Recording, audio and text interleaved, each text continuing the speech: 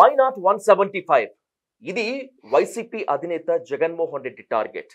Why not Pulivendula?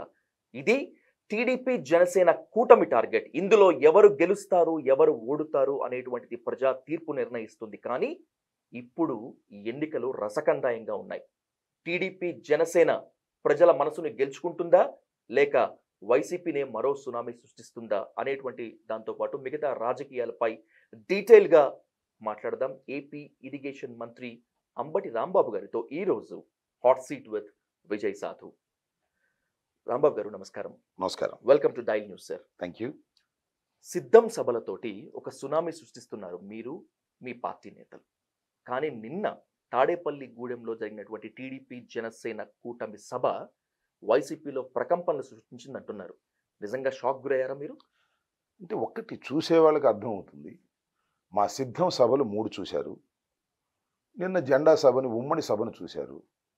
అది ఏ స్థాయిలో ఉందో నేనేం చెప్పాల్సిన అవసరం లేదు. చూసిన వాళ్ళకి అర్థమైపోతుంది. మాకు సిద్ధం సభల్లో ఐ థింక్ 1/20 కూడా లేనటువంటి సందర్భం అది. మీరు టోటల్గా అబ్జర్వ్ చేస్తే అర్థమవుతుంది. నిన్న జరిగినటువంటి జెండా ఉమ్మడి సభ కంపారిటివ్లీ ఇస్ ఎ ఫెయిల్యూర్. సిద్ధంతో పోల్చినప్పుడు ఇస్ ఎ ఫెయిల్యూర్.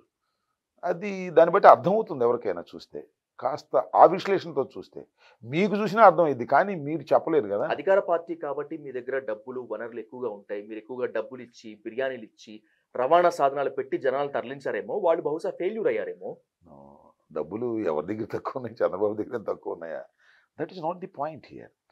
ప్రజా వ్యతిరేకత ఉన్నప్పుడు, ప్రభుత్వ వ్యతిరేకత ఉన్నప్పుడు మీరు ఒకసారి చూడండి. ఎన్టీ రామారావు నాకు గుర్తుండి 2094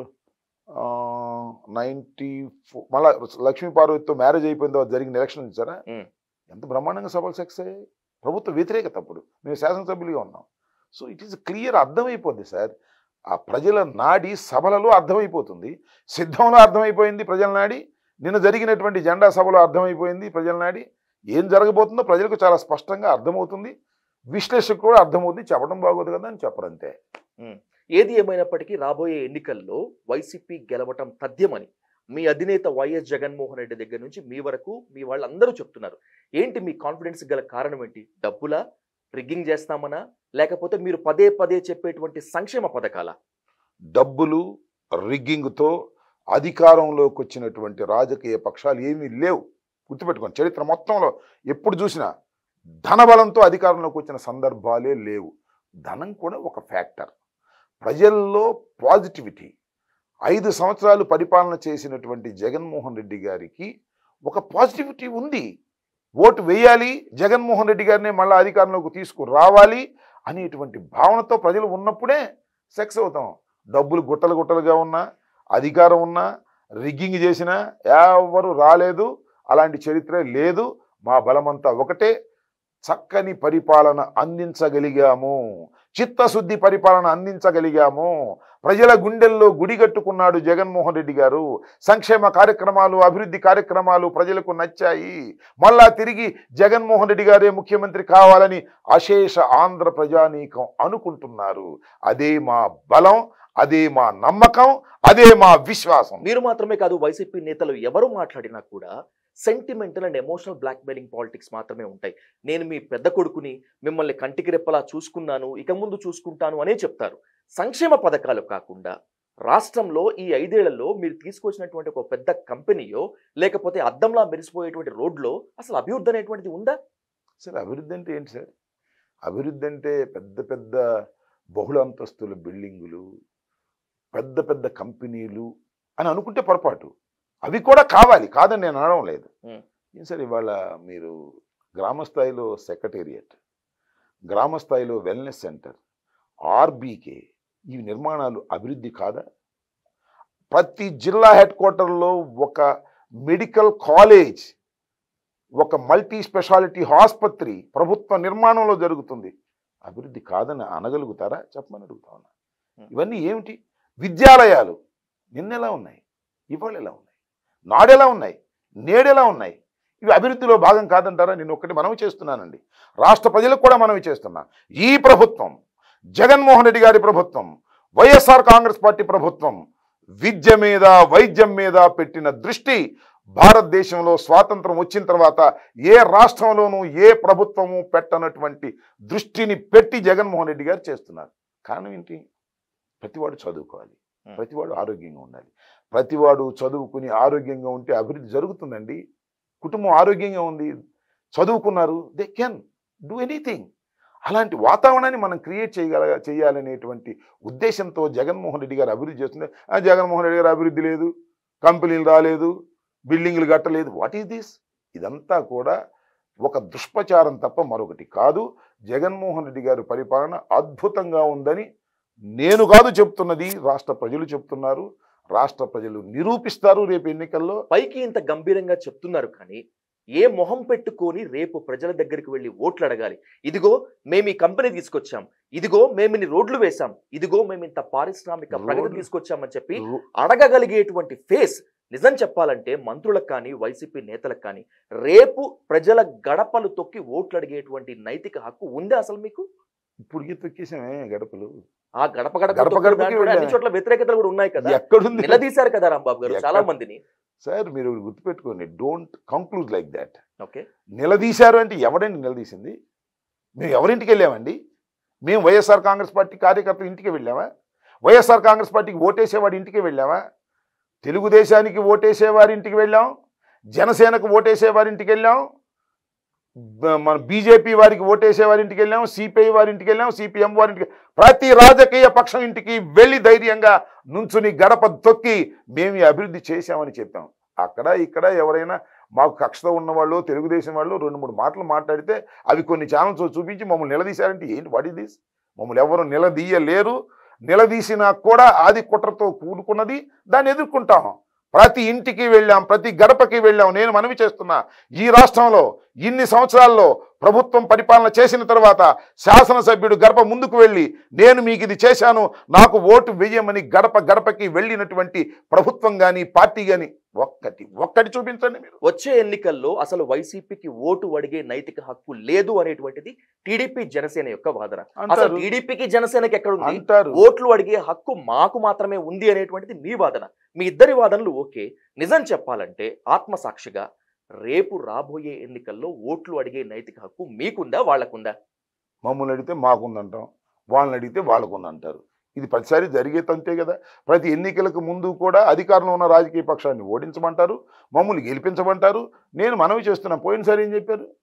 పోయినసారి అధికారంలోకి దించేయమని చెప్పాము మేము. జగన్మోహన్ రెడ్డి గారిని ఎన్నుకోమని చెప్పాము. జగన్మోహన్ రెడ్డి గారిని ఎన్నుకున్నారు, వాళ్ళని దించారు. ఇవాళ అదే తంతు వాళ్ళు మాట్లాడతారు. నేను ఒకటి మనవి చేస్తున్నానండి, ఈ రాష్ట్రంలో ముఖ్యమంత్రి అయ్యేది ఎవరు? మొట్టమొదటి ఛాన్స్ జగన్మోహన్ రెడ్డి గారికి, న్యూట్రల్గా మాట్లాడుకుందాం. రెండో ఛాన్స్ ఎవరికి? చంద్రబాబు నాయుడు. ఇంతే కదా తెర మీద ఉంది, ఇద్దరే. అవును, ఇంతే కదా. ఈ పవన్ కళ్యాణ్ లేడు, లోకేష్ లేడు, షర్మిలమ్మ లేదు, ఎవరు లేదు, నథింగ్. చంద్రబాబు నాయుడు గారు 14 సంవత్సరాలు ముఖ్యమంత్రిగా చేశాడు. కొత్తగా ఏం చేస్తాడో చెప్పమంటే చెప్పలేకపోతున్నాడే. జగన్మోహన్ రెడ్డి గారు 5 సంవత్సరాలు చేశాడు. 5 సంవత్సరాలు ఇది ఇది ఇది ఇది చేశాయని చాలా స్పష్టంగా చెప్తున్నాడు. ఇచ్చినటువంటి వాగ్దానాలలో 99% పూర్తి చేశానని ధైర్యంగా చెప్తాడు, పేపర్ మీద వేసుకుని. చంద్రబాబు నాయుడు ఇప్పుడు చెప్పాడా మేనిఫెస్టో గురించి? ఈ మేనిఫెస్టోలో ఈ పాయింట్ చెప్పానని చెప్పాడా? పోయిన ఎన్నికలకు ముందు ఏం చెప్పాడండి? 2014 ఎన్నికల్లో రైతులు రుణమాఫీ అన్నాడా? అన్నాడా లేదా? డోక్రామాల రుణమాఫీ అన్నాడా లేదా? నిరుద్యోగ భృతి అన్నాడా లేదా? ఏం చేశాడు? చేశాడా? రైతు రుణమాఫీ చేశాడా? డోక్రామాల రుణమాఫీ చేశాడా? ఏం చేశాడు? అంటే చంద్రబాబు తన రాజకీయ జీవితంలో చెప్పిందేది చెయ్యలేదు. జగన్మోహన్ రెడ్డి గారు చెప్పినవి చేశాడు. ఎవరికి ఓటేస్తారు? మళ్ళా తిరిగి చంద్రబాబు నాయుడిని ఎన్నుకుంటారా, లేదా జగన్మోహన్ రెడ్డిని ఎన్నుకుంటారా? మేము చెప్తున్నాం, జగన్మోహన్ రెడ్డినే ఎన్నుకుంటారు. 175 మా టార్గెట్, నాట్ మెజారిటీ. ఇది మా ఉద్దేశం. దీన్ని నిర్ణయిస్తారు ప్రజలు. తొందరపడితే ఎలాగో 2 నెలల్లో నిర్ణయిస్తారు కదా. మాట తప్పను మడమ తిప్పను అని మీ అధినేత జగన్మోహన్ రెడ్డి పదే పదే చెప్తూ ఉంటారు. కానీ రాజధాని విషయంలో ఆయన మాట తప్పారు. అమరావతి రాజధానిగా తీసేశారు, 3 రాజధానులు అన్నారు, మళ్ళీ ఆ బిల్లు వెనక్కి తీసుకున్నారు. ఇక్కడ కూడా మడమ తిప్పారు కదా. రాజధాని అంశమే తీసుకుంటే మీ పార్టీలో నిజంగా చెప్పండి, ఆ అంశం చాలా తప్పు చేసినట్టుగా అనిపించడం లేదు? Not at all correct. తప్పు చేసింది కానే కాదు. నేను ఒకటి మనవి చేస్తున్నానండి, మేనిఫెస్టోలో మేము రాజధాని అక్కడే ఉంచుతామని చెప్పామా? అసెంబ్లీ సాక్షిగా చెప్పారుగా. ఎప్పుడు చెప్పారు? ఎక్కడ చెప్పారు? నేను అక్కడే ఇల్లు కట్టుకుంటాను అమరావతి రాజధానిగా అని చెప్పి. ఎస్, ఇప్పుడు అక్కడ ఇల్లు కట్టుకోలేదా? అమరావతి రాజధాని కదా, చెప్పండి. సో ఇప్పటికీ రాజధాని. నో, నేను అనేది ఏంటంటే it is a peculiar situation in Andhra Pradesh. ఉమ్మడి ఆంధ్రప్రదేశ్లో చాలా పెక్యూలియర్ సిచ్యుయేషన్ ఉంది. తెలంగాణ, ఆంధ్రప్రదేశ్లో ఆంధ్ర, రాయలసీమ, కోస్టల్ ఆంధ్ర ఉన్నాయి కదా, ఉత్తరాంధ్ర ఇవన్నీ ఉన్నాయి కదా పార్ట్స్. ఏం జరిగిందండి తెలంగాణలో ఒకసారి ఆలోచిస్తే? తెలంగాణ మాకు కావాలని తెలంగాణ వాళ్ళు ఉద్యమించి తెలంగాణ తీసుకుపోయారు కదా. మొత్తం తెలంగాణలోనే అభివృద్ధి జరిగింది కదా. హైదరాబాద్లో, తెలంగాణ అంటే హైదరాబాద్లో అన్నీ జరిగితే అసెంబ్లీ లేదు, అన్ని కంపెనీస్ ఇక్కడే ఉన్నాయి, మేము వెళ్ళిపోయాం కదా. నేను ఇవాళ మనవి చేస్తున్నా, జగన్మోహన్ రెడ్డి గారి ఆలోచన, వైఎస్ఆర్ కాంగ్రెస్ పార్టీ ఆలోచన, రాయలసీమ, ఉత్తరాంధ్ర, కోస్టలాంధ్ర 3 ప్రాంతాలు ఉన్నాయి. ఈ 3 ప్రాంతాలు భవిష్యత్తులో ఒకరి మధ్యన ఒకరికి వివాదాలు లేకోకుండా ముగ్గురికి సమానంగా 3 చోట్ల పెట్టాలనేటువంటి ఆలోచన చేశాం. ఒకవేళ అదే నిజం అనుకున్నా, అదే ధర్మం అనుకున్నా, 3 రాజధానుల బిల్లుని మీరు వెనక్కి తీసుకున్నారు. ఎందుకు అంటే దాంట్లో లోపభూయిస్తామన్నారు. విశాఖలో రిషికొండ మీద సీఎం క్యాంప్ ఆఫీస్ తప్పితే మీరు చెప్పిన దాని ప్రకారమే మిగతా 3 ప్రాంతాల్లో ఏమేమి ఉన్నాయి అసలు? నేను ఒక మాట చెప్తాను. హైకోర్టు కర్నూలు అన్నాం, హైకోర్టు కర్నూలు వెళ్ళలేదు. అసెంబ్లీ అమరావతిలో ఉంది కదా. సెక్రటేరియట్ విశాఖపట్నం వెళ్ళలేదు కదా. This is the plan. మా కోరిక, మా ఉద్దేశం, మా ఆశయం. ఇవన్నీ ఇంప్లిమెంట్ కావడానికి చాలా లిటిగేషన్స్ వచ్చాయి, కోర్టులు వచ్చాయి. అవి తేలిన తర్వాత అన్నీ జరుగుతాయి. మళ్ళీ మేమే వస్తాం, 3 రాజధానులు నిర్మిస్తాం, ఖచ్చితంగా మేము అనుకున్నది సాధిస్తాం. ప్రత్యర్థులు కూడా అర్థం కానటువంటి అంశము, మళ్ళీ మేమే వస్తాం, మేమే గెలుస్తామని చెప్తున్నారు. ఏంటి మీ కాన్ఫిడెన్స్ గల కారణం ఏంటి అసలు? ప్రజల్లో ఉన్న విశ్వాసం, చిత్తశుద్ధి, జగన్మోహన్ రెడ్డి గారు 5 సంవత్సరాలు పరిపాలించినటువంటి తీరు. సింపుల్. అది వాళ్ళకి అర్థం కాకపోతే వాళ్ళ కర్మ. Simple sir. ఒకటే మనం చేస్తున్నాను నేను. అసలు ఎందుకంటే అంత కలిసి వస్తారు వాళ్ళు? రావాల్సిన అవసరం ఏంటండి? జగన్మోహన్ రెడ్డికి ప్రజాదరణ లేదనుకున్నాం కాసేపు. జగన్మోహన్ రెడ్డి విధ్వంసమైన పరిపాలన చేస్తున్నాడు అనుకున్నాం. జగన్మోహన్ రెడ్డి 3 రాజధానులు అని చెప్పాడని అనుకున్నాం. దానివల్ల ప్రజల్లో వ్యతిరేకత ఉంది అనుకున్నాం. ఎందుకు కలవాలండి? ప్రజలతో వ్యతిరేకత ఉన్న వ్యక్తి మీద ఎందుకు ఇంతమంది కలవాలి అంటే దాని అర్థం ఏంటి? ప్రజల్లో వ్యతిరేకత లేదు, జగన్మోహన్ రెడ్డి గారు చాలా స్ట్రాంగ్గా ఉన్నాడు, మనం అందరం కలిసికట్టుగా వెళదాము, అమ్మ బీజేపీ నువ్వు కూడా రా అని అంటున్నారే. దీన్ని బట్టి అర్థమైపోతుంది కదా, జగన్మోహన్ రెడ్డి గారు గ్రౌండ్లో చాలా స్ట్రాంగ్గా ఉన్నారు. ముగ్గురు కలిసి వచ్చినా జగన్మోహన్ రెడ్డి గారే ముఖ్యమంత్రి కాబోతున్నారు. మా target is 175, not majority. Simple. మీకు కొద్దిగా ఆలోచిస్తే అర్థం అవుతుంది, రాష్ట్ర ప్రజలు ఆలోచిస్తే అర్థం అవుతుంది. మాట్లాడితే నా 4 పెళ్లిళ్ళ గురించో 5 పెళ్లిళ్ళ గురించో మాట్లాడతారు. నాకు అయినవి 3 పెళ్లిళ్ళే, విడాకులు కూడా అయిపోయాయి. 4వ పెళ్లి అయిందేమో, అయితే ఆ పెళ్ళాం నువ్వే కావచ్చు, నీకు మొగుడిని నేనే అన్నాడు పవన్ కళ్యాణ్ జగన్మోహన్ రెడ్డి గారిని ఉద్దేశించి. సార్, జగన్మోహన్ రెడ్డి గారికి పవన్ కళ్యాణ్ మొగుడా, లేకపోతే వైసీపీలో ఉండే వాళ్ళందరికీ మొగుడా? నేనేమంటానంటే పవన్ కళ్యాణ్ యొక్క మాట తీరు కానీ, ఆ ఆవేశం కానీ రాజకీయాలకు పనికొచ్చేది కాదు. Is not at all politician. భవిష్యత్తులో కూడా రాజకీయాలు చేసేటటువంటి పరిస్థితులు అతని దగ్గర లేవు. మీరు చూశాను కదా, చంద్రబాబు ఎలా మాట్లాడాడు, పవన్ కళ్యాణ్ ఎలా మాట్లాడాడు. ఏమిటి ఆవేశం ఏంటి, ఆ కోపం ఏంటి? మడత పెట్టి మడత మంచంలో పెడతాడా? ఏమండి, మడత పెట్టి మడత మంచంలో పెట్టడానికి ఇదేమన్నా సినిమానా? చెప్పండి, నాకు అర్థం కాదు. సాధ్యమేనా? ఇంకో మాట అన్నాడు, మీరు గుర్తుపెట్టుకోండి, నాలో మంచితనాన్నే చూశారు, ఇక నుంచి చూస్తారు నాలో ఉన్న పట్టుదల, నాలో ఉన్న కోపాన్ని. ఎన్నిసార్లు చెప్పావయ్యా పవన్ కళ్యాణ్ ఈ డైలాగ్? ఇంతవరకు మంచితనాన్నే చూశారు, తనలో రౌడీజాన్ని చూస్తారు, నాలో కక్ష స్వభావాన్ని చూస్తారు, చెప్పు తీస్తాడు. సార్, నేను ఏమంటానంటే జగన్మోహన్ రెడ్డి గారు 3 పెళ్ళిళ్ళు అన్నాడు. లేదు, మేము 3 పెళ్ళిళ్ళు అన్నాం. ఫ్యాక్ట్ కదా, తప్ప ఇది? 4వ పెళ్ళని నువ్వే అంటాడు జగన్మోహన్ రెడ్డి గారిని. జగన్మోహన్ రెడ్డి గారు 4వ పెళ్ళం అవుతాడో, నీకు మొగుడవుతాడో ప్రజలు నిర్ణయిస్తారు. సింపుల్. నీకేదైనా 4వ పెళ్ళం ఉంటే ఆ 4 ఏళ్ల మనోహర్ తప్ప ఎవరున్నారు చెప్పండి? సో నేనేమంటానంటే పవన్ కళ్యాణ్ గారు మాట్లాడినటువంటి మాటల్ని ఇంకా దిగజారి మేము మాట్లాడలేం. Not at all correct. అతను ఆవేశపరుడు, ఆలోచన రహితుడు, ఒక చోట నిలబడలేడు, ఒకరితో ఉండలేడు. అతనికి రాజకీయాల మీద ఇంట్రెస్ట్ ఉంది తప్ప రాజకీయాల మీద ఏదో సాధించాలనే తపన లేనటువంటి వ్యక్తి. మీ పార్టీ నేతలంతా వ్యక్తిగతంగా స్వతహాగా పవన్ కళ్యాణ్ ఏ విధంగా ట్రీట్ చేస్తారు? అసలు ఎలా చూస్తారు ఆయన్ని మీరు? చిరంజీవి బ్రదర్ అండి, Hmm. మా కులపోడు, బాగా పైకి వెళ్ళాడు, సినిమాలు బాగా ఆడుతున్నాయి, that's all. Is not at all politician. రాజకీయాలకు పనికి రానటువంటి వ్యక్తి. Is a popular man. గుర్తుపెట్టుకుంటారు, ప్రజలు చూస్తారు. ఓటు వెయ్యరుగాక వెయ్యరు. సార్ నేను ఒకటి అడుగుతాను సార్, నిన్న ఆ సభలో మాట్లాడింది ఏంటండి? ఏం మాట్లాడతాడండి? మనకి 24 సీట్ల ఇయే ఎక్కువ. మనం 500 మందికి రోజు భోజనం పెట్టగలమా? ఒక నియోజకవర్గంలో తిరగగలమా? మనకు ఆ క్యాడర్ ఉందా? What is this?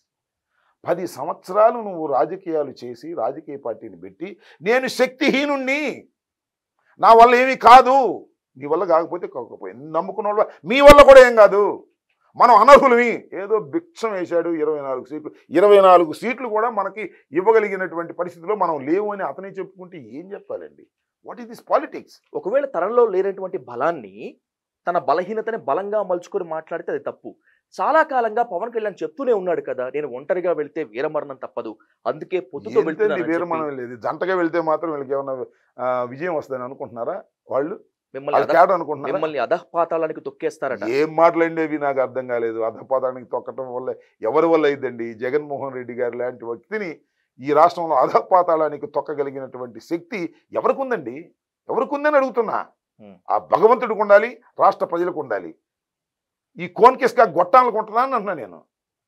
Chandrababu Naidu Pawan Kalyan కలిసి తొక్కుతారా? తొక్కమని చూస్తాం. ఏంటంటే ఒక హద్దులు మీరి మాట్లాడుతున్నాడు పవన్ కళ్యాణ్. చంద్రబాబు హద్దుల్లో ఉండి మాట్లాడుతున్నాడు, గుర్తుపెట్టుకోండి. చంద్రబాబు మాటలు మీరు చూస్తే హద్దుల్లో ఉండే మాట్లాడుతున్నాడు, కానీ పవన్ కళ్యాణ్ హద్దు మీరి మాట్లాడుతున్నాడు. హద్దు మీరి మాట్లాడడం నీ లక్షణం. హద్దు మీరి మాట్లాడిన వాడు రాజకీయాలకు పనికిరాడు. అగ్నికి వాయువు తోడైనట్లు చంద్రబాబు నాయుడు గారికి పవన్ కళ్యాణ్ చెప్పారు అని చెప్పి ఆయనే అన్నారు. మరి అందుకే బహుశా ఆ స్థాయిలో మాట్లాడుతున్నాడేమో. అగ్ని ఎవరబ్బా? చంద్రబాబు గారు. అగ్నా? 14 సంవత్సరాలు ముఖ్యమంత్రిగా ఉన్నాడు, 40 సంవత్సరాలు రాజకీయాలు చేశాడు. ఆయన అగ్న? ప్రజలు నిర్ణయిస్తారు అగ్నం లేకపోతే వాయువు. ఇతను వాయువే. ఇతను పవన్ కళ్యాణ్. పవన్ అంటే వాయువు, ఒక మాటలో చెప్పాలంటే గాలి. సునామీ కాదా? సునామీ కాదా? అన్ని గాలులు సునామీలు అవుతాయా? అన్ని గాలులు సునామీలు అవుతాయా? ఎడారిలో వచ్చేటటువంటి వాటిని గాలి తుఫానులు అక్కడే అంతరించిపోతాయి. మనవి చేస్తున్నానండి, చంద్రబాబు అగ్ని కాదు, ఇతను సునామీ కాదు, ఇతను గాలి. అతను అగ్ని అయితే ఇద్దరు కలిసి దహించుకుపోతారు. ఈ ఎన్నికల్లో ఇద్దరు కలిసి వారే దహించుకుపోతారు తప్ప మరొక్కరిని దహించలేరు. రాసుకోండి వాళ్ళు, నేను చెప్తున్నా. By following your words Rambabu గారు, మీ కులపోడే పవన్ కళ్యాణ్ కనీసం మీ కులపోడిపోయినైనా కూడా ఒక కాపుగా ఉండి ఒక కన్సర్న్ చూపించవచ్చు కదా. చాలాసార్లు చూపించానండి, చాలాసార్లు చూపించాను. నువ్వు తప్పు చేస్తున్నావని చెప్పాను బహిరంగంగా. వ్యక్తిగతంగా ఎప్పుడు చెప్పలే? వ్యక్తిగతంగా చెప్పే అవకాశం మాకు ఉండదు. చెప్పే ప్రయత్నం చేయలేదా? చేయలేదు. ఓకే. నువ్వు తప్పు చేస్తున్నావని చాలా సందర్భాల్లో చెప్పా. నా కాపు సోదరులకు చెప్పేవరే, బాబు మీకు దండం పెడతాను రా, కుక్క తోక పట్టుకొని గోదావరి ఈదకండి, అతను రాజకీయాలు తెలియదు, అతన్ని నమ్ముకోకండి అని చెప్పా. ఏంటండి నాకు అర్థం కాలేదు. నిన్న అంటాడు చంద్రబాబు నాయుడు గారు జైలుకి వెళ్తే అంట, అంత వయసులో ఆయన్ని జైల్లో పెడితే బాధేసిందంట. నేను అడుగుతున్నా పవన్ కళ్యాణ్ గారు, ఎంతో ఉజ్వలమైన భవిష్యత్తు ఉన్నటువంటి వంగవీటి మోహన రంగారావు గారిని నడి రోడ్డు మీద నరికినప్పుడు నీకు బాధ లేదే? ముద్దగడ పద్మనాభం అనే వ్యక్తి కాపు సమాజం కోసం ఇచ్చినటువంటి వాగ్దానాన్ని నెరవేర్చమని నిరాహార దీక్ష చేస్తే ఒళ్ళు ఊనమయ్యేటట్టు ముద్రగడ పద్మనాభాన్ని కొట్టారే, చివరికి భార్యను కించపరిచారే, కొడుకును తీసుకెళ్లి లోపలేశారే, అప్పుడు కళ్ళగని బాధ. చంద్రబాబు నాయుడు లాంటి దుర్మార్గుణ్ణి, 100 కోట్లు కాజేసిన వ్యక్తిని రాజమండ్రి సెంట్రల్ జైల్లో విఐపి లాగా చూసుకుంటే నీకు బాధేసిందా? వాట్ ఈస్, ఏంటి నీ క్యారెక్టర్ ఏంటి? నీ వ్యక్తిత్వం ఏంటి? చంద్రబాబుకి జైల్లో పెడితే నీకు బాధేస్తుంది, వంగవీటి మోహన్ రంగారావుని నరికేస్తే బాధయ్యదు, ముద్దగడ పద్మనాభాన్ని హింసిస్తే బాధయ్యదు. ఏం క్యారెక్టర్ నీది? ఏమిటి నీ ఆలోచన? దీనికి సమాధానం చెప్పాల్సినటువంటి బాధ్యత నీకున్నది. కాపు సమాజానికి చెప్పవలసిన బాధ్యత నీకున్నది. కాపులందరూ ముఖ్యమంత్రి కావాలని తిరుగుతున్నారే, వాళ్ళందరికీ సమాధానం చెప్పవలసిన బాధ్యత నీకున్నది.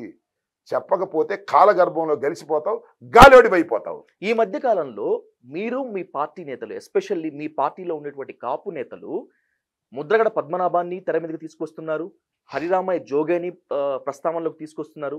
వీళ్ళిద్దరి భుజం మీద తుపాకీ పెట్టి పవన్ కళ్యాణ్ కాల్చేందుకు ట్రై చేస్తున్నారు. ముద్రగడ పద్మనాభాన్ని, హరిరామ జోగేని ప్రవోక్ చేస్తున్నది వైసీపీనేనా? మీరు గుర్తుపెట్టుకోండి sir, Mudragada Padmanabham, Harirama Joge, there are different characters. వాళ్ళ భుజాల మీద ఒకళ్ళని పెట్టి కాలిస్తే వాళ్ళు ఒప్పుకునేవాళ్ళు కాదు. Mudragada Padmanabham is a very sincere politician. Sincere means తాను నమ్ముకున్న దానికోసం వెళ్తాడు ఎంత దూరం అయినా సరే. అలాగే హరిరామ జోగన్ కూడా యూ కెనాట్ ఇన్ఫ్లుయెన్స్. ఒక రాజకీయ పార్టీ కొనడమో లేకపోతే ఒక రాజకీయ పార్టీ ఇన్ఫ్లుయెన్స్ చేయడం ఇంపాసిబుల్. మేమే కాదు, అసలు మాకు ఆ లక్షణాలు లేవు, అది వేరే విషయం. ఏ పార్టీ కూడా మేనేజ్ చేయలేదు. వీళ్ళిద్దరు such a characters they are, not like Pawan Kalyan. Pawan Kalyan లాగా ఎవరు ఇంకొకళ్ళు వచ్చి మేనేజ్ చేసేటటువంటి క్యారెక్టర్స్ కావు ఈ హరిరామ జోగయ్య గారిది, ముద్రగడ పద్మనాభం గారిది. ఎందుకంటే నాకు బాగా పర్సనల్గా తెలిసినటువంటి వ్యక్తులు. ముద్రగడ పద్మనాభం చాలా సిన్సియర్ కాబట్టి మీ పార్టీ ప్రలోభాలకు లొంగలేదా? అందుకే వైసీపీలో జాయిన్ అవ్వలేదా? అసలు వైసీపీలోకి చేరాలని ఆయన అనుకున్నాడా, లేకపోతే వైసీపీ ప్రయత్నం చేసింది, that is I don't no. నాకు తెలియదు ఆ విషయాలు. ఇంకొక అంశం, అది నిజమని కూడా అనుకోవట్లా. ఇవాళ ఏదో ముద్రగడ పద్మనాభంగా లెటర్ వచ్చేటప్పుడు చూశాను నేను. ఆయన ఏమన్నాడు, నా ఇంటికి వస్తానని 3 సార్లు కబుర్ చేశాను, నువ్వు రాలేదన్నాడు.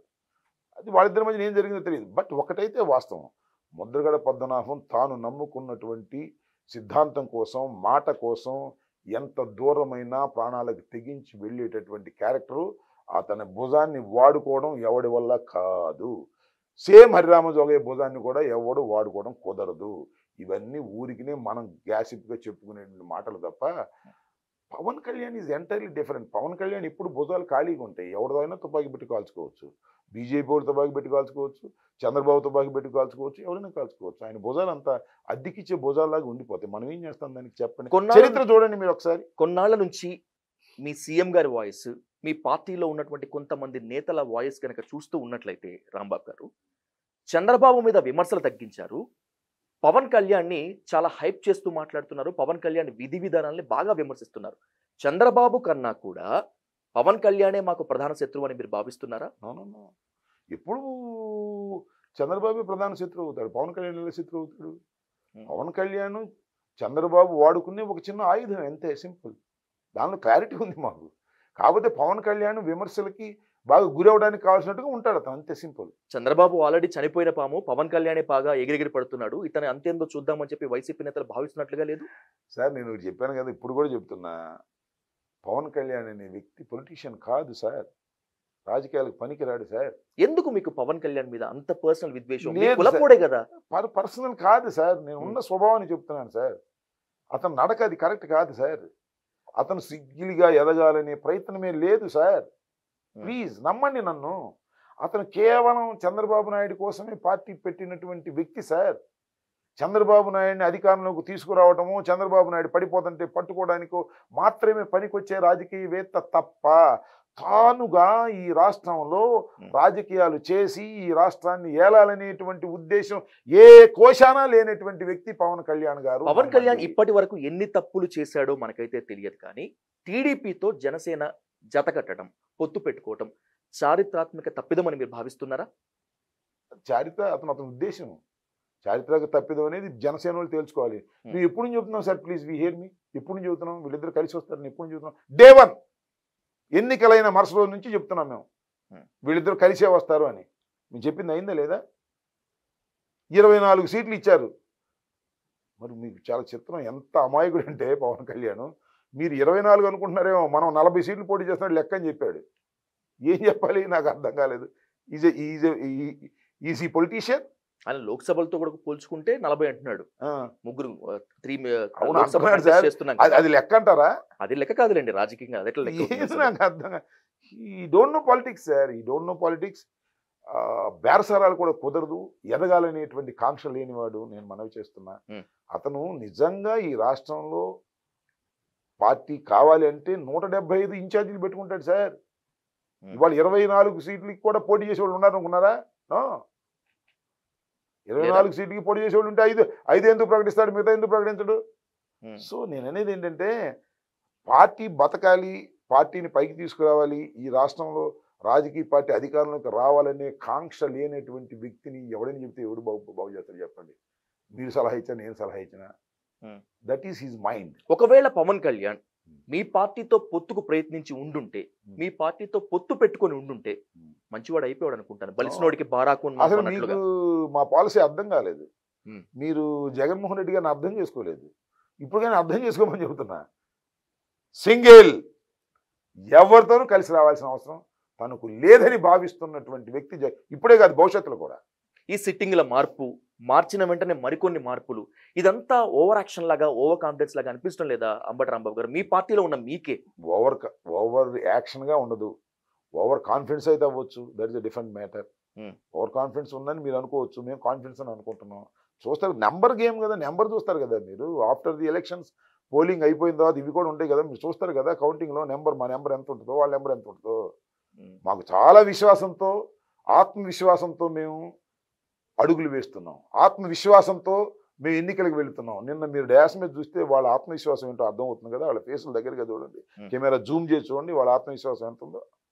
అంతమంది కట్టగట్టుకొచ్చినా వాళ్ళకి ఆత్మవిశ్వాసం లేదు, గెలుస్తామనే ధైర్యం లేదు, ఓడిపోతామనే భయంతో నిన్న జెండా సభ కాదది, జెండా పీకేసే సభ రాసుకొని నేను చెప్తున్నా. మీరు చెప్పేటువంటి ఆత్మవిశ్వాసమే రేపటి ప్రజా తీర్పుతో అతి విశ్వాసంగా అయితే ఆ పాపాన్ని ఎవరి భుజం మీద వేస్తారు? అసలు మీరు ఒక్కటిసారి మేము అసలు ఆ విషయాన్ని ఆలోచించడం లేదు. ఎన్నికలు జరగటమే ఆలస్యమని మేము భావిస్తున్నాం. అంత విశ్వాసం ఉన్నాం. సెకండ్ థాట్ లేదు మాకు. మాకు అంత కాన్ఫిడెన్స్ ఉంది. మా కాన్ఫిడెన్స్ కారణాలు ఏంటో మీకు అర్థమవుతున్నాయి.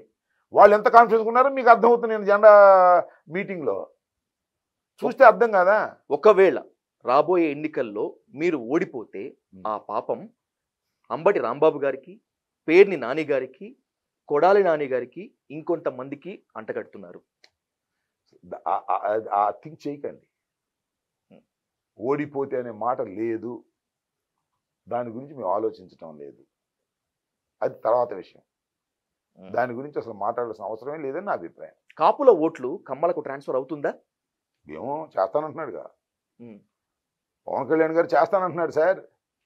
మీరు ఒక కాపు కులస్తుడిగా చెప్పండి, అవుతుందా అసలు? ఇంపాసిబుల్. ఎందుకు కాదు? జరిగిన చరిత్ర ఘట్టాలు. అంటే కమ్మల ఆధిపత్యాన్ని కాపులు ఒప్పుకోవడానికి సిద్ధంగా లేరు కాబట్టి. That is not. ఇంకా దానికి మనం క్యాస్ట్ పరంగా వెళ్ళాల్సిన అవసరం. నేను రెండే విషయాలు చెప్తున్నాను సార్. వంగవీటి మోహన్ రంగ మరణం ఎలా జరిగింది సార్? అది మర్చిపోతున్నారు ప్రజలు.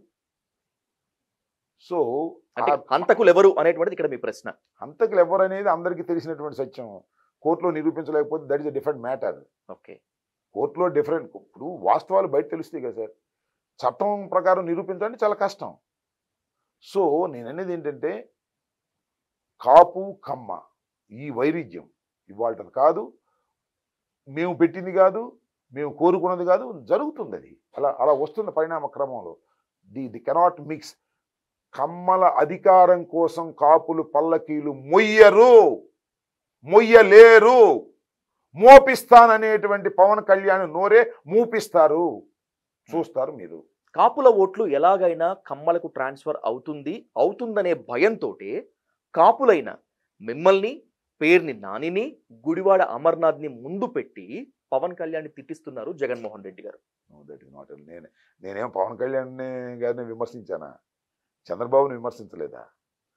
లేదా ఇంకోటిని విమర్శించలేదా? మీరు గుర్తుపెట్టుకోండి, అది యాదృచ్ఛికంగా జరిగిందో లేకపోతే పరిణామ క్రమం వచ్చిందో, నోరు గలవడం కాపులయ్యాం అంతే. నేను, గుడివాడ అమరు, లేదా నాని, లేదా గుడివాడ నాని, కమ్మ ఆయన కూడా నోరు గలవడే కదా. మేము మా నోరు అట్లాంటిది. మాకు ఆ వాక్చాతుర్యం భగవంతుడు ఇచ్చాడు. మీరంతా ట్వీట్లతో కుళ్ళబొడుస్తుంటే, మాటలతో విరుచుకుపడుతుంటే, చంద్రబాబు నాయుడిని, పవన్ కళ్యాణ్ విధానాల్ని తూర్పారబడుతుంటే, ఏకి పారేస్తుంటే వైఎస్ జగన్ చాలా సంబరపడతారట. ఏం సరే ఇవన్నీ మామూలుగా ఎల్లో మీడియా మాటలు తప్ప సంబరపడటం ఏంటి? అది మేము నా మాట తీరు ఎలా ఉంటుందో మీకు తెలుసు. గుడివాడ నాని గారు మాట తీరు ఒకరికొక స్వభావం. ఆయన సంతోషపడటం ఏంటి? ఇవన్నీ పిచ్చి మాటలు మాట్లాడుతుంటారు అంతే. మీడియా పెద్దది కదా, ఎల్లో మీడియా చాలా పెద్దది, వాళ్ళ నోరు పెద్దది. ఆయనే మాతో మాట్లాడిస్తాడు అంటారు. అసలు ఆయన చెప్పిన డైలాగులు ఒకటి కూడా నా దగ్గరికి రావు. నేను దాన్ని నా సొంతంగా మాట్లాడతాను. నన్ను లైలు ఇస్తారు, లైట్ ప్రకారం మాట్లాడతాను, నా భాషలో మాట్లాడతాను అంతే. ఎవరి భాష వాళ్ళకు ఉంటుంది. ఇరిగేషన్ శాఖ మంత్రిగా మీ పనితీరు జీరో, పోలవరం పూర్తి చేయలేకపోయారు. ఈ ఫ్లాని కప్పిపుచ్చుకోవటానికి ట్వీట్లతో, ప్రెస్ మీట్లతో, నానా హడావుడితో, అప్పుడప్పుడు డ్యాన్సులతో కవరప్ చేస్తూ ఉంటారనేటువంటి విమర్శ మీ మీద ఉంది. విమర్శ సహజంగా ఉంటాయి సార్.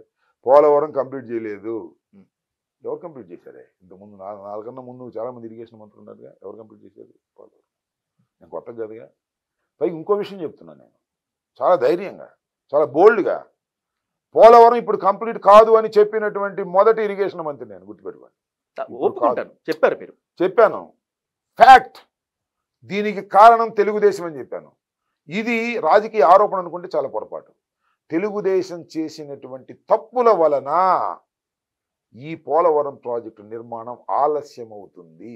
నిరూపిస్తాను, చెప్పాను, మొత్తం అంతా చూపించి చెప్పాను నేను. కాకపోతే ఇదేదో రాజకీయ విమర్శ, చంద్రబాబు నాయుడిని విమర్శించడానికి విమర్శ అన్నాను. నేను చిత్తశుద్ధిగా చెప్తున్నా, తెలుగుదేశం పార్టీ చేసిన తప్పిదాలు, అప్పుడున్నటువంటి ముఖ్యమంత్రి గారు పోలవరం అని ఏదో వారం పెట్టాడు, వెళ్ళి తిరిగి వచ్చి ఏంటంటే నాకు అర్థం కాదు, కొంతమందికి అర్థం కాదు, మీకు కూడా తెలియకపోవచ్చు, ఎన్నైనా నేను ఒక మాట చెప్తాను, మీకు కూడా తెలియకపోవచ్చు.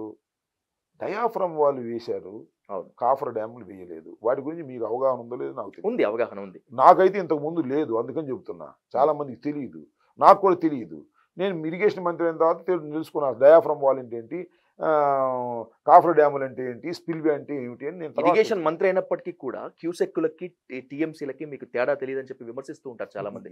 నిజమేనా? వీటిపైన మంచి అవగాహన అయితే తెచ్చుకున్నారా ఇప్పుడు? 100% అవగాహన తెచ్చుకున్నాను, ఇంకా తెచ్చుకోవాల్సింది చాలా ఉండొచ్చు. That is a different matter. ఉన్న మాట్లాడటానికి చాలా మంది అంటారు, that is a different. I don't care also.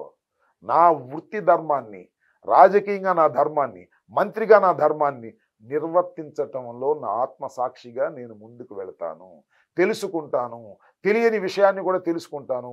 తెలవకపోతే భేషజం పోను, తెలియదు అని చెప్తాను, నేర్చుకుంటాను. That's all. మీ నిజాయితీకి హ్యాట్స్ ఆఫ్ రాంబాబు గారు. కానీ పోలవరం టీడీపీకి ఏటీఎం లాగా మారిందని అప్పుడు బీజేపీ, మీ పార్టీలో కొంతమంది విమర్శించారు.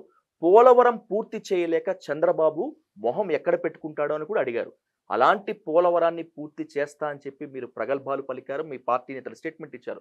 But ground reality is completely different. Polavaram ఇప్పటికీ వెక్కిరిస్తోంది. ఇది మీ పార్టీకి మైనసా కాదా? Not at all minus. ఎందుకు కాదో ఎక్స్ప్లెయిన్ చేశాం, డయాఫ్రమ్ వాళ్ళకి సంబంధించి చెప్పాం. ఇవన్నీ అర్థమైన వాళ్ళకి చాలా క్లియర్గా అర్థం అవుద్ది. Not at all minus. దానిలో ఏ విధమైన పొరపాటు మాది లేదు. ఇంకొక విషయాన్ని చెప్తున్నాను మీకు, మేము వచ్చిన తర్వాతే చాలా కీలకమైన ఘట్టాలను పూర్తి చేశాం. స్పిల్వేని మేము వచ్చిన తర్వాత కంప్లీట్ చేసాం, నది డైవర్షన్ మేము వచ్చిన తర్వాత కంప్లీట్ చేసాం, కాఫర్ డ్యాములు మేము వచ్చిన తర్వాత కంప్లీట్ చేసాం. ఇవన్నీ మేము వచ్చిన తర్వాత కంప్లీట్ చేసినవి అన్ని అసంపూర్తిగా పెట్టారు వాళ్ళు. అన్నీ కంప్లీట్ చేసింది మేము. తెలుసుకుంటే అర్థమైతే అర్థమవుతుంది, అది తెలియదు. కేంద్రంతో, ఇంకా చెప్పాలంటే కేంద్రంలో ఉన్నటువంటి బీజేపీతో మీకు చాలా మంచి ర్యాపో ఉంది. ఒక విధంగా వైసీపీ బీజేపీకి తోక పార్టీ అనేటువంటి విమర్శ కూడా ఉంది. సరే, విమర్శలు ఎన్నైనా ఉండొచ్చు. కేంద్రంతో సఖ్యతలు, సయోధ్యలు ఉన్నప్పటికీ కూడా రాష్ట్రం అభివృద్ధి చేయటంలో మీరు చాలా వెనకబడిపోయారు, ఫెయిల్ అయ్యారు అనేటువంటిది ఉన్నటువంటి ప్రధాన ఆరోపణ. ఒప్పుకుంటారా మీరు? ఎవరు ఆరోపణ చేసేది? ఎవరు ప్రధాన ఆరోపణ? ఎవరు? ఏ పార్టీ చేస్తుంది? పార్టీలకు అతీతంగా మేధావులు, ప్రజాస్వామికవాదులు కూడా చేస్తున్నారు. మేధావులు, ప్రజాస్వామికవాదులు. కేంద్రంతో ఏ రాష్ట్ర ప్రభుత్వానికైనా మంచి సంబంధాలు ఉండాలి, నెంబర్ 1. అదే సంబంధాలు కొనసాగిస్తున్నాం. మేము కాంగ్రెస్ పార్టీ నుంచి చీలి వచ్చిన వారం, మేము మళ్ళా కాంగ్రెస్ పార్టీతో కలిసేవాళ్ళం కాదు. కాబట్టి బీజేపీ వాళ్ళకి దగ్గరగా ఉన్నామని అంటారు. మేము ఎవరికి తోక పార్టీ కాదు, నడుము పార్టీ కాదు, ఏ పార్టీ కాదు. మాది ఇండివిజువల్ పార్టీ. మీది నిజంగా గనక ఇండివిజువల్ పార్టీ అయి ఉండుంటే నాకు 24 మంది ఎంపీలను ఇవ్వండి, మెడలు వంచి ప్రత్యేక హోదా తీసుకొస్తానని ప్రమాణం చేసినటువంటి వైఎస్ జగన్మోహన్ రెడ్డి ఇప్పుడు ఆ మాట మీద లేరు. విశాఖలో స్టీల్ ప్లాంట్ ప్రైవేటీకరణ మీకు అడ్డుకోలేకపోయారు, నిన్నకుండి చూస్తుండిపోయారు. ప్రత్యేక హోదాపై ఇప్పటి వరకు అసలు మీకు మాట్లాడటానికి మాటే లేదు. బీజేపీతో మీకు లోపాయకారి ఒప్పందం గనక లేకపోయి ఉంటే ఈ రెండింటి గురించి ఆన్సర్ చెప్పండి. ప్రత్యేక హోదా గురించి, విశాఖ స్టీల్ ప్లాంట్ ప్రైవేటీకరణ గురించి. రెండింటి గురించి చెప్తాను. మాకు 25కి 25 ఇస్తే ప్రత్యేక హోదా తీసుకొస్తాము అని కూడా చెప్పాం. 25కి 25 వచ్చాయి. నేను మొన్న శాసనసభలో కూడా జగన్మోహన్ రెడ్డి గారు చెప్పారు. నా కోరిక ఏంటంటే సెంట్రల్లో అబ్సల్యూట్ మెజారిటీ భారతీయ జనతా పార్టీకి రాకూడదని భగవంతుని ప్రార్థించుకున్నాను. కానీ వచ్చింది. 24 అవసరమైన రోజున మనం అది తీసుకొచ్చేవాళ్ళం, అది రాలేదు.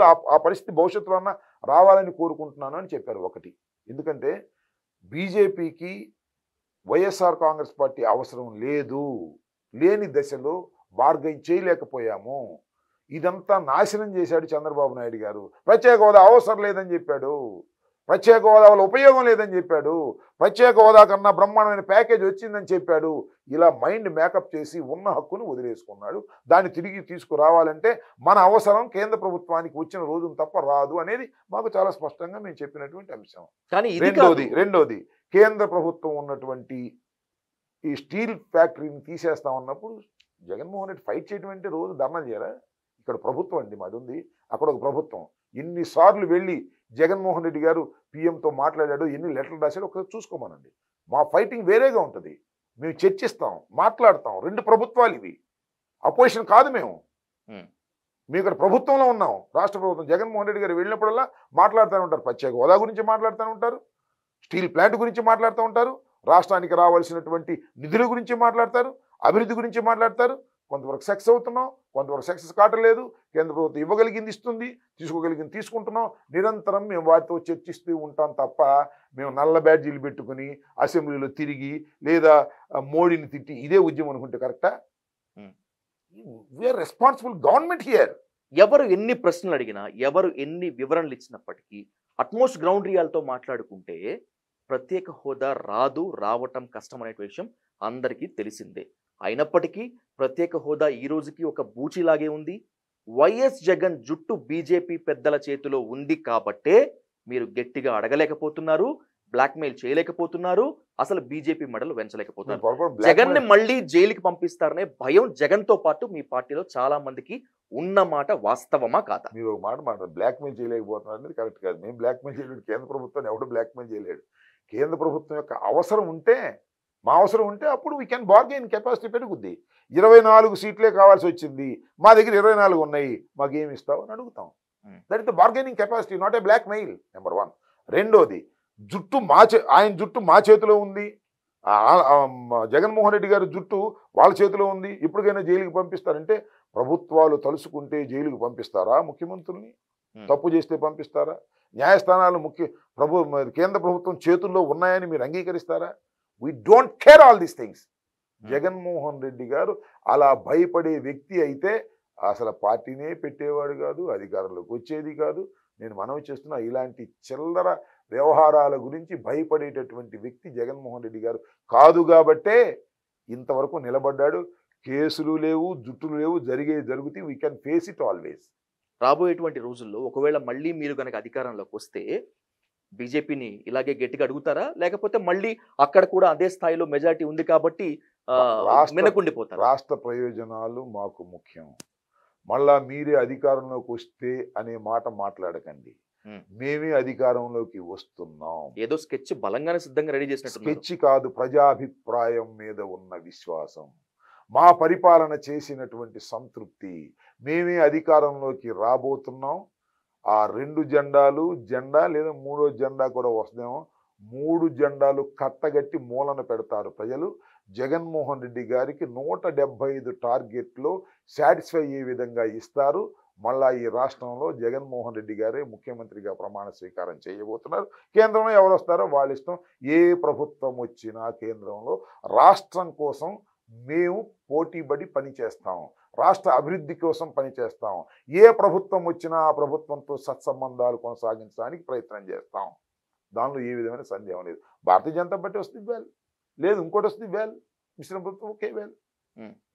వీళ్ళు బార్గెనింగ్ కెపాసిటీ పెరగాలి. మా కోరికంతా మా 25 సీట్లకి లేదా మాకు వచ్చే సీట్ల మీద ఆధారపడేటువంటి ప్రభుత్వం కేంద్రంలో వస్తే బాగుండని మేము కోరుకుంటున్నాం. ఆ భగవంతుడు ఏం చేస్తాడో, భారత ప్రజలు ఏం చేస్తారో నిర్ణయిస్తాం. సిద్ధం, ఇది మీ నినాదం. దాంతో దూసుకెళ్ళిపోతున్నారు. సభల్లో ఒక హై రేంజ్ హైప్ క్రియేట్ చేస్తున్నారు. నిన్నటి సభలో పవన్ కళ్యాణ్, నాతో మిత్రుత్వం ఉంటే నేను చచ్చేంత వరకు, నాతో శత్రుత్వం ఉంటే ఎదుటివాడు చచ్చేంత వరకు అన్నాడు. దానికి మీరు సిద్ధమేనా? పిచ్చి మాటలు, పిచ్చి మాటలండి. మిత్రత్వం ఉంటే ఏంటబ్బా? ఎవరితో నువ్వు ఎంతగానో చచ్చేదాకా మిత్రత్వం పెట్టావు చెప్పు? మొదటి భార్యతో చచ్చేదాకా మిత్రత్వం ఉన్నావా? 2వ భార్యతో చచ్చేదాకా మిత్రత్వం ఉన్నావా? 3వ భార్యతో చచ్చేదాకా మిత్రత్వంతో ఉంటావని గ్యారెంటీ ఉంది? ఇలాంటి మాటలు మాట్లాడితేనే కోపం వచ్చేది. అసలు నువ్వు ఎవరితోనూ శాశ్వతంగా ఉండేటటువంటి స్వభావం కాదు నీది. That is your mind, that is your character. అది నీ వ్యక్తిత్వం. నీతో శత్రుత్వం చచ్చేదాకానా? చంపుతావా? అంత మగోడివా? ఏంది సినిమా డైలాగ్ ఎవరు రాసిచ్చారబ్బా? త్రివిక్రమ్ రాసిచ్చాడా లేకపోతే ఎవరన్నా రాంచుకున్నావా? పిచ్చి మాటలు మాట్లాడితే నీ క్యారెక్టర్ ఏంటో అర్థమవుతుంది. నేను చెప్పాను కదా సార్, మీరు ఏం అనుకోమాకండి, పదే పదే చూద్దాం. Is not a politician. ఊనే డైలాగులు చెప్పడానికి ఏంటండి? అంతమంది జనం వస్తే ఊగిపోతాడు ఏంటండి? You convince the people. అసలు 24 సీట్లు ఎందుకు తీసుకున్నాను అనే దాని మీద ఆవేశపడిపోతున్నాడు. అంటే 24 సీట్లు తీసుకోవడం అనేది నువ్వు లాలూచి పడ్డావు అనేది ప్రజలు అంటున్నారు. దానికి సమాధానం చెప్పుకోవడానికి చచ్చిపోయాడు అక్కడంతే.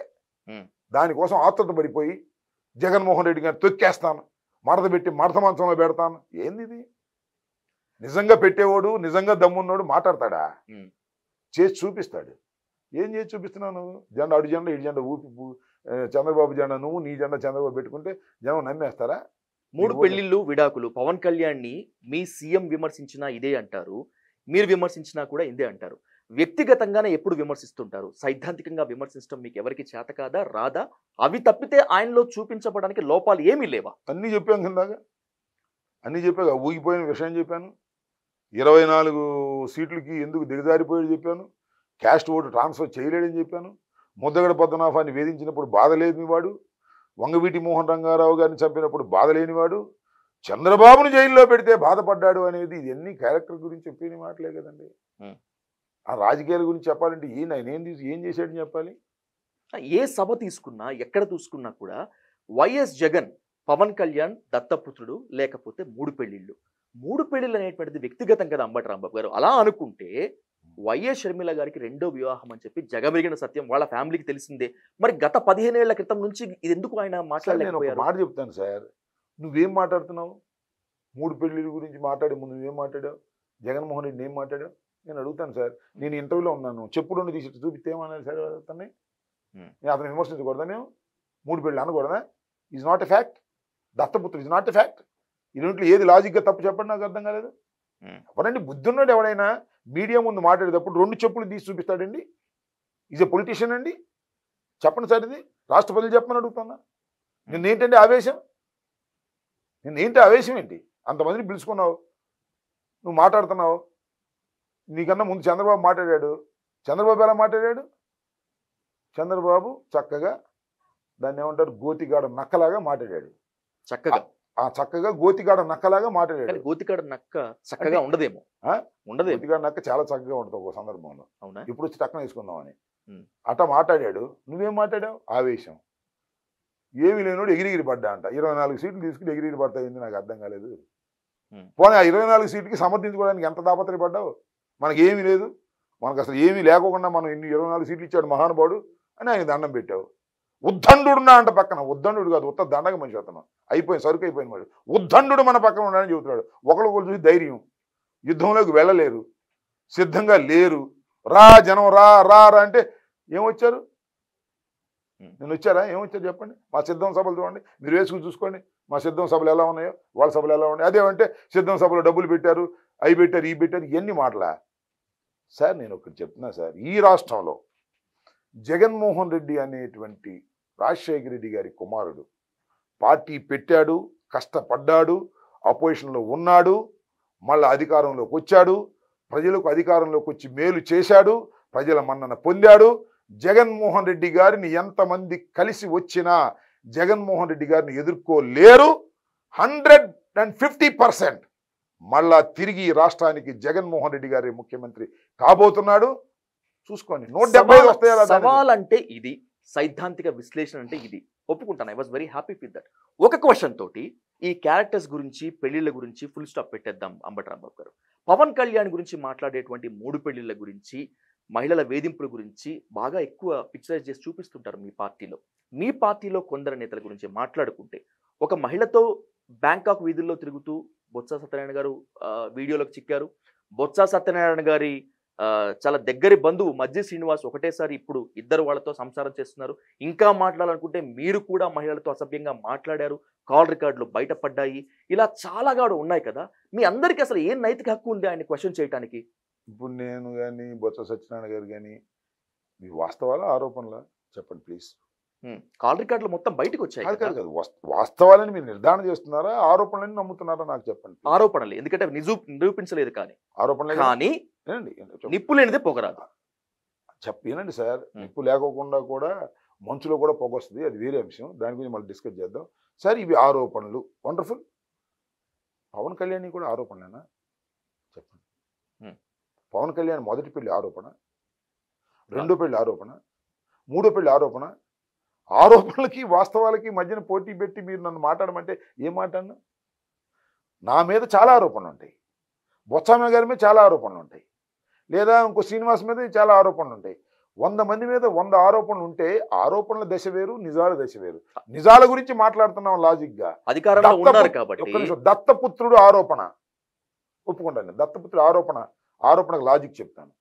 ఎప్పుడు దత్తపుత్రుడు ఎందుకు చేయాలి వాళ్ళ సపోర్టు చంద్రబాబు నాయుడు గారు? నాకు తెలిసి పవన్ కళ్యాణ్ ని ప్యాకేజ్ స్టార్ అని మొట్టమొదటిగా విమర్శించింది మీరే. ఆయన ప్యాకేజ్ తీసుకోవడం మీరు చూసుకున్నారా? మీకు చెప్పి ఆయన ప్యాకేజ్ తీసుకున్నాడా? జగన్మోహన్ రెడ్డి గారి మీద విమర్శ చేస్తున్న చూసారా? విధ్వంసం చేశారని ఏం చేశారు చెప్పండి సార్. ఒక్కటి సార్, రాజకీయాల్లో ఆరోపణలు చేయటానికి ఆధారాలు లేవు, వాస్తవాలకు దగ్గరగా ఉన్నాయా లేవు అనేది మనం చూస్తాం. అర్థమైందా? ఫర్ ఎగ్జాంపుల్ చంద్రబాబు మోసగాడు, ఎక్కడ మోసం చేసేవారు చూసారా? నేను అంటాను మోసగాడు అంటాను, చూసారా? వెన్నుపోటు పొడిచాడు చూసారా? ప్రజాస్వామ్యబద్ధంగానే నేను రాజకీయాల్లో వచ్చాను, నాకు మెజారిటీ అని చెప్తాడు. పొలిటికల్గా మనం చేసేటటువంటి విమర్శలు కానీ ఆరోపణలు కానీ ప్రజలు నమ్ముతున్నారా లేదా, అదే ఇక్కడ కొలబద్ద. ప్యాకేజ్ స్టార్ డబ్బులు తీసుకొని మాత్రమే రాజకీయాలు చేస్తున్నటువంటి వ్యక్తి పవన్ కళ్యాణ్. మీరు చూసారా సూట్ కేసులు మారటం? చూస్తామా? ఎందుకని మరి మనోహర్ గారు అంత సన్నిహితంగా ఉన్నాడు ఆయనకి? మనోహర్ ఎందుకు సన్నిహితంగా ఉన్నాడు? చంద్రబాబు విజన్ కలిసిందేమో. నాదెండ్ల మనోహర్ విజన్ పవన్ కళ్యాణ్ అది ఆయన ఆర్గ్యుమెంట్. నేను చెప్తున్నా హీఈస్ ఏ సెటర్. ఇద్దరికి మధ్యన సెట్ చేసేది అతను, క్యాష్ తీసుకునేది అతను. అది నా ఆరోపణ. ఇది ఆరోపణే కాదని కాదు, ప్రజలు నిర్ణయిస్తారు. నాదెండ్ల మనోహర్ పవర్ బ్రోకరా, క్యాష్ బ్రోకర్. ఇప్పుడు క్యాష్ మారుతుంది, క్యాస్ట్ ఓటు మాత్రం మారుతుంది. ఓకే, అందుకే మీరు బలంగా కాపుల ఓట్లు కమ్మలకు ట్రాన్స్ఫర్ కాదు అని చెప్తున్నారు. మీరు కావడానికి అవకాశం లేదని నా అభిప్రాయం. అవుద్దా అది వేరే విషయం. ఇది నా అభిప్రాయాలు మాత్రమే కదా, ఇవన్నీ నిజాలు అవ్వాల్సిన అవసరం లేదుగా. జగన్మోహన్ రెడ్డి గారు మళ్ళీ అధికారంలోకి వస్తాడు 170తో, ఇది నా విశ్వాసం. నిజమా కాదా ప్రజలు నిర్ణయిస్తారు. చాలా తెలివిగా స్కిప్ చేశారు నా క్వశ్చన్ ని, but I need a straight answer. Rambabu గారు చెప్పండి, మీ మీద వచ్చినటువంటి ఆరోపణలకి మీరు కట్టుబడి ఉన్నారా లేదా? ఆరోపణలకి కట్టుబడి ఉండేది ఏంటంటే నా మీద వచ్చిన ఆరోపణలే 100 వస్తాయి ఆరోపణలు నా మీద. I don't care. అధికారంలో ఉన్నారు కాబట్టి అధికార బలంతో లేనప్పుడు కూడా ఆరోపణలు వచ్చాయి. నిజం కాకుండా నేను అధికారంలో లేనప్పుడు కూడా ఏబిఎన్ ఆంధ్రజ్యోతి రాధాకృష్ణ ద్వారా నా మీద ఆరోపణలు వచ్చాయి. I don't care. ఒక్కటి డైలాగ్ చెప్తా వినుకోండి. Either positive or negative always on the screen. చర్చలో అంబటి ఉండాలనే కోరుకుంటా. నన్ను ఆరోపణలు చేసేవాడు, నన్ను తిట్టేవాడు, నన్ను పొగిడేవాడు, దట్ ఈస్ ద పాలిటిక్స్. నేను సినిమా హీరోనా యాక్ట్ చేసి లోపలికి వెళ్ళిపోవడానికి? పాలిటిక్స్. కానీ సినిమాల్లోకి రావాలని చెప్పి చాలా ట్రై చేశారు కదా. నేను ఎప్పుడు ట్రై చేయలేదు. ఒక సినిమాలో ఎక్కడో క్లిప్ చూసినట్టున్నాను మీది. నా ధర్మవరపు సుబ్రహ్మణ్యం నాకు వెరీ క్లోజ్. ఆయన తీస్తున్న ఆయన వెంకట్ నిర్మాతగా నేను చేస్తున్నప్పుడు ఒక వేషం వేసాను అంతే తప్ప సినిమాలోకి రావాలని ఇంకా ఎక్కడ ట్రై చేస్తాను చెప్పండి. కానీ మీరు గనక సినిమాల్లోకి వచ్చి ఉంటే ఆర్టీసీ క్రాస్ రోడ్స్ లో ఫ్లెక్సీలు కటౌట్లు బిగిలిపోయేవి బాగా. పాలాభిషేకాలు, మీ వాగ్దాటికి, మీ నటనా చాతుర్యానికి. మనం రాని రంగం గురించి మనం ఎంతైనా ఊహించుకుని ఉపయోగం లేదు. వచ్చిన రంగంలో బాగానే ఉన్నాను కదా, నేను రాజకీయ రంగంలో బాగానే ఉన్నాను. నా మీద ఎన్ని ఆరోపణలు వచ్చినా ఎన్ని వచ్చినా నేనేమి చెప్పు చెదిరే మనిషిని కాదు. మిమ్మల్ని చాలా దగ్గరగా చూసినటువంటి వ్యక్తులు, అంటే ఇప్పుడు నేను రాజకీయాల్లో బాగానే ఉన్నాను కానీ మీరు చెప్తున్నప్పటికీ 1989లో ఎమ్మెల్యే అయినటువంటి మీరు మంత్రి కావటానికి చాలా సుదీర్ఘమైనటువంటి గ్యాప్ వచ్చింది. మీతో పాటు కెరియర్ స్టార్ట్ చేసిన, మీతో పాటు ఎమ్మెల్యే అయినటువంటి షబ్బీర్ అలీ, కన్నా లక్ష్మీనారాయణ, మిగతా వాళ్ళందరూ కూడా మంత్రులు అయిపోయారు. కానీ మీరు మంత్రి అవ్వటానికి ఇంత గ్యాప్ వచ్చింది. మీ తప్పిదమా అది, లేకపోతే ఇంకెక్కడన్నా తప్పు జరిగిందా? నా తప్పిదాలు కూడా ఉంటాయి. నేను 89లో ఎమ్మెల్యే అయ్యాను, ఆ తర్వాత మళ్ళీ గెలవలే. నేను అది ఎక్కడ జరిగింది లోపము అంటున్నాను. కొన్ని ఈక్వేషన్స్. ఇప్పుడు నేను రేపల్లి నా ఒరిజినల్ కాన్స్టిట్యున్సీ 3 టైమ్స్ కంటెస్ట్ చేశాను. ఒకసారి గెలిచాను, 2 సార్లు ఓడిపోయాను. తర్వాత మళ్ళీ నేను వాలంటరీగా నేను రాజకీయాల్లో నేను కంటెస్ట్ చేయనని చెప్పాను. నేను చెప్పి 2 times రాజశేఖర రెడ్డి గారు ముఖ్యమంత్రిగా ఉన్న రాజశేఖర రెడ్డి గారికి నేను అత్యంత సన్నిహితుడిని. ఈ షబ్బీర్ అలీ లేకపోతే కన్నా లక్ష్మణ కాదు, ఐఎమ్ ఈజ్ ఫాలోయర్. ఆయన నమ్మి ముందుకు నడిచినటువంటి వ్యక్తిని. నేను 2 సార్లు ఆయన ముఖ్యమంత్రిగా ఉన్న సమయంలో 2 సార్లు నేను పోటీ చేయని చెప్పాను. ఆఫ్టర్ రాజశేఖర రెడ్డి డెత్ నేను మళ్ళీ పోటీ చేశాను జగన్మోహన్ రెడ్డి గారు చెప్తే. సో ఒక్కోసారి ఒక్కొక్క ఈక్వేషన్ సార్. ఎన్నిసార్లు గెలిచినా ఎన్నిసార్లు కంటెస్ట్ చేసినా మంత్రులు కాలేరు. దాన్ని ఈక్వేషన్స్ అదృష్టాలు ఉంటాయి. ఎనీహౌ నేను రాష్ట్రానికి మంత్రి అయ్యాను కదా, ప్రొసీడ్ అవుతాం. అవ్వకపోతే మాత్రం ఏంటి, వాట్ ఈజ్ దేర్? నేను అట్లా భావించేవాడు. ఒక మంత్రిని కాలేదు, శాసనసభ్యుడిగా ఉన్నాను, వాట్ ఈజ్ దేర్? ఏమైంది? మంత్రి అయితే నేనేం పెద్ద అనుభవించను. నా పిల్లలు, నా మనవలో మా తాత మంత్రి అని చెప్పుకుంటారు, అంతే కదా. I don't care all these things. నాకు అన్నిటికన్నా మించి ప్రజల్లో ఉన్న మనిషిని నేను. ప్రజలకు సహాయం చేయాలని భావించే మనిషిని నేను. కోటాను కోట్లు సంపాదించుకోవాలనే మనిషిని కాదు. కాకపోతే ఏంటంటే కొద్దిగా మాట తీరు, మాట స్వభావం వల్ల నేను చాలా మందికి వ్యతిరేకంగా కనిపిస్తాను తప్ప నేను అలాంటి వ్యక్తిని కాదు. చాలా స్ట్రైట్ పాలిటిక్స్ చేసే మనిషిని. నాకు విద్యార్థి దశ నుంచి రాజకీయాలు అంటే నాకు ఇష్టం. ఆ రాజకీయాలను వచ్చాను, రాజకీయాల్లో ఎదిగాను, కింద పడ్డాను, మీద పడ్డాను, ఇంకా కింద పడతాను, మీద పడతాను. ఐ డోంట్ కేర్ అంటాను నేను. ప్రజలతో ఉన్నారు కాబట్టి ఎమ్మెల్యేగా గెలిచారు, ఒప్పుకుంటాను. కానీ ప్రజలతో ఉన్నారని కాకుండా కాపు కాబట్టే మీకు ఆ కే కోటాలో మంత్రి పదవి వచ్చింది అంటే రావచ్చు, దాని తప్పే ఉంది. కాపు ఈక్వేషన్ ఇవ్వచ్చు, వాట్ ఇస్ దేర్? ఇప్పుడు అక్కడ పేరు నానికి లాస్ట్ టైం ఇచ్చారు కృష్ణా జిల్లాలో, ఇక్కడ ఈ జిల్లాలో నాకు ఇచ్చారు. కులం అనేది ఇవాళ రాజకీయాల్లో ఉన్నమాట నిజమే కదా. కాపుల్లో 4 మంత్రులు ఇచ్చారు, బొత్సాన్ని కూడా కలుపుకుంటే 5 మంత్రులు ఉన్నాము. What is there? కులం అనేది ఇవాళ ఫ్యాక్టర్ అయి ఉన్నమాట వాస్తవం. ఇప్పుడు నేను సత్యనపల్లిలో కంటెస్ట్ చేశానంటే కులం కోసం నన్ను అక్కడ పంపించాడు జగన్మోహన్ రెడ్డి గారు. అక్కడ 20,000 పైన ఉన్నాయన్న కాపులు, మీరు వెళ్ళమన్నారు, వెళ్ళాము. నేను వెళ్ళిందా తెలుగుదేశం వాళ్ళు కూడా మళ్ళీ కాపుని పెట్టారు అక్కడ, కన్నా లక్ష్మీనారాయణ గారు. సో దిస్ ఈజ్ క్యాస్ట్ని we cannot divide from the politics. ఇవాళ ఉన్న రాజకీయాల్లో, భారతదేశ రాజకీయాల్లో క్యాస్ట్ని మనం డివైడ్ చేయలేము. రాజకీయాల నుంచి క్యాస్ట్ కోటాలు ఉంటానే ఉంటాయి, దాన్ని మనం చేయగలిగినేమి లేదు. You are the media tiger. అంటే మీడియాలోనే ఉంటారని కాదు, మీడియాని ఫేస్ చేయటానికి ఎక్కడా కూడా మీరు వెనుకాడరు. సమాధానం చెప్పడానికి మీరు ఎక్కడ గుటకలు మింగరు, దూసుకెళ్ళిపోతారు. అలాంటి అంబటి రాంబాబు మహిళల్ని వేధించాడనేటువంటి ఆరోపణలు, కాల్ రికార్డులు బయటపడినప్పుడు నిజంగా ఫీల్ అయ్యారా, భయపడ్డారా? ఐ డోంట్ కేర్ అండి. నా ఫ్యామిలీ ఫీల్ అయిందా లేదా అంతే. నేను ఒక మాట చెబుతాను సార్, నన్ను ఏ మహిళ అయినా వచ్చి నన్ను వేధించాడని చెప్పిందా? చెప్పండి. ఎవరు రాలేదు. ఏంది ఇంకా ఫ్యాక్ట్ ఏంది? మీరు ఆయన చెబితే అది ఫ్యాక్టా?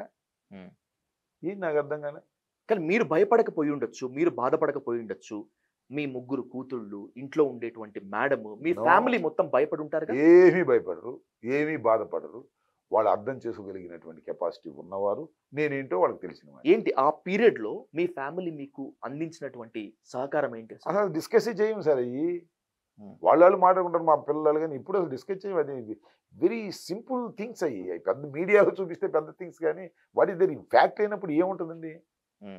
నేను ఏదైనా ఒక మహిళని చెరిచాను, లేకపోతే నేను ఒక మహిళని అసభ్యంగా ప్రవర్తించాను, ఆ మహిళ వచ్చి కంప్లైంట్ చేసినప్పుడు నాకు ప్రాబ్లం తప్ప ఏం చేస్తాను నేను? రాజకీయాలు ఉన్నప్పుడు అనేక రకాలైనటువంటి ఆయుధాలు వాడతారు మనిషి మీద. ఇది ఒక ఆయుధం వాడారు, ఫెయిల్ అయిపోయింది. What is this? సరే, ఈ క్యారెక్టర్ అసాసినేషన్ గురించి పట్టించుకోరు, మీరు పట్టించుకోరు, మీ ఫ్యామిలీ పట్టించుకోరు, ప్రజలు కూడా పట్టించుకోరు. సరే, ప్రజలు పట్టించుకుంటారా లేదా రేపు రాబోయే ఎన్నికల్లో తేలుతుంది. అరే మీరు ఇంకో రాబోయే ఎన్నికలేదు, మొన్న ఎన్నికలకు ముందే కదా నా మీద ఆరోపణలు వచ్చింది. నేను గెలవక ముందు నా మీద ఆరోపణ లేదా? అవును, గెలిచాగా ఇంకేముంది? ఇప్పుడు కొన్ని జత అయ్యాయిగా. ఏం జత అయినాయి? అవి ఎవడు పట్టించుకోడు. సరే, ఈ పీరియడ్ ని ఎలాగో ఓవర్కమ్ చేశారు. 60 ఏళ్లకు పైబడి ఉన్నటువంటి మీరు నవ యువకుడిలాగా డాన్స్ వేస్తారు. సంక్రాంతి సంబరాల్లో విపరీతంగా ఎంజాయ్ చేస్తారు. అసలు పాజిటివ్ గా అడుగుతున్నాను క్వశ్చన్, నెగిటివ్ అడిగినా ఇబ్బంది లేదు. అసలు ఎలా సాధ్యం? ఇంత ఎనర్జీ ఎలా సాధ్యం మీకు? అది ఎలా సాధ్యం అంటే నేను ప్రతి సంక్రాంతికి భోగి మంట వేస్తాను, ప్రతి సంక్రాంతికి డ్యాన్స్ చేస్తాను. ఇంతకు ముందు డ్యాన్స్కి ఇప్పుడు డ్యాన్స్కి తేడా కారణం పవన్ కళ్యాణ్.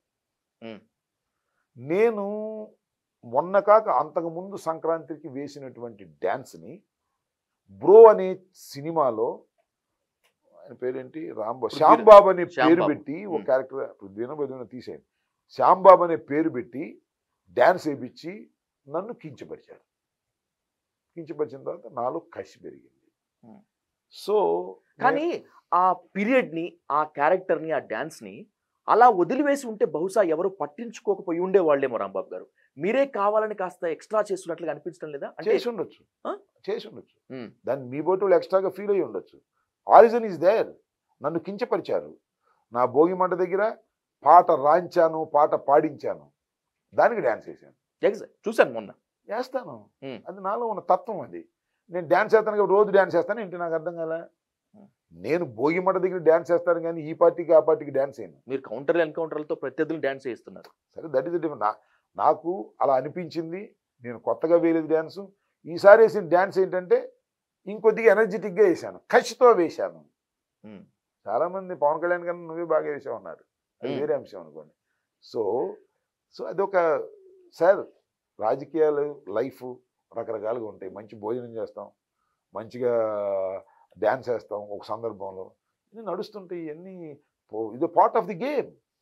ఉమ్, నేను కొత్తగా వేయలేదు సుమా.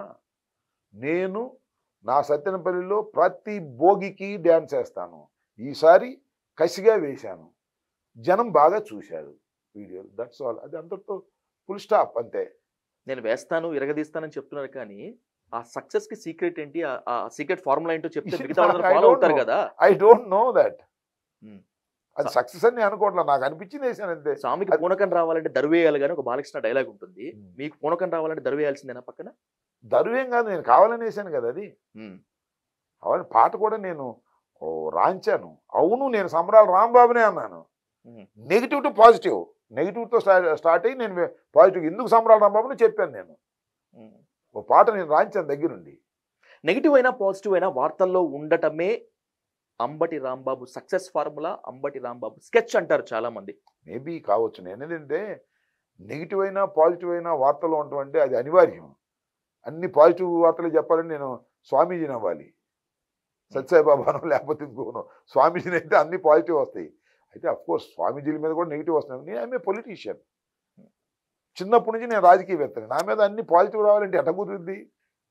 పైగా నేను కాంట్రవర్షియల్ పర్సనాలిటీగా డెవలప్ అయిపోయాను. నేను నా మీద నెగిటివ్స్ వస్తాయి, పాజిటివ్స్ వస్తాయి. నేను చెప్పాను కదా, ప్రేమించే వాళ్ళు నన్ను గాఢంగా ప్రేమిస్తారు, ద్వేషించే వాళ్ళు నన్ను గాఢంగా ద్వేషిస్తారు. బట్ నాకైతే ఎవరి మీద ద్వేషాలు, కక్షలు, కార్పణ్యాలు ఉన్న వ్యక్తిని కాదు నేను.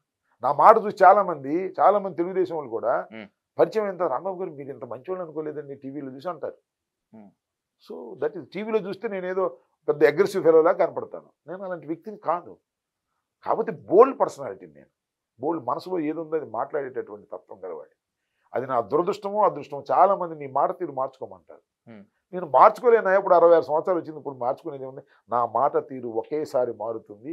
అది కట్టెల మీద నన్ను పెట్టి కాల్చినప్పుడు తప్ప నేను మారలేనయ్యా.